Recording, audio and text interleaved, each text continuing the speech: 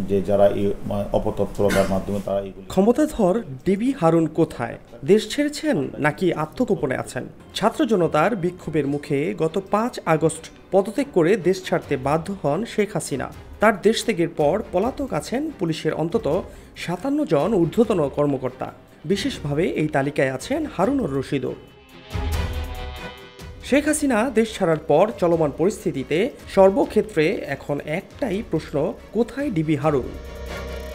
নানান বিতর্কিত কর্মকাণ্ডের কারণে বাংলাদেশ পুলিশ বাহিনীতে ব্যাপক আলোচনায় ছিলেন অতিরিক্ত কমিশনার হারুনুর রশিদ।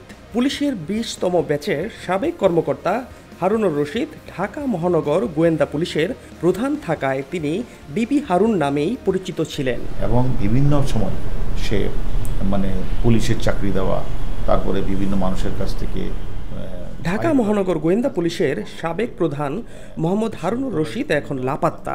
হারুনের পরিবারের সদস্য, পুলিশের সহকর্মী এবং গোয়েন্দা সূত্রে জানা গেছে তিনি নিজের বাসা, এমনকি আত্মীয় স্বজন কারো বাসাতেই থাকছেন না। তিনি গা ঢাকা দিয়ে দেশেই আছেন।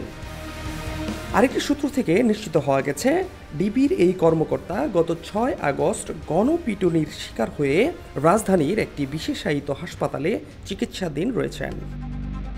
ডিবি হারুনকে নিয়ে জনমনে আরও একটি প্রশ্ন উকি দিচ্ছে যে ৫ আগস্টের শেষ কয়েক ঘন্টা কেমন ছিল তার, কি করেছিলেন তিনি?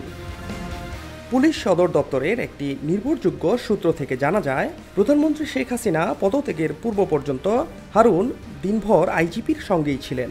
কিন্তু শেখ হাসিনা পদত্যাগ করে দেশ ত্যাগের পর থেকে ওয়্যারলেসে কোনো নির্দেশনা দেননি হারুনুর রশিদ।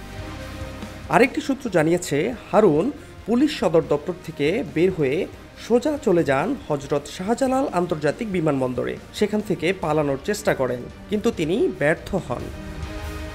ফাহাদ শাহরিয়ার, খবর সংযোগ।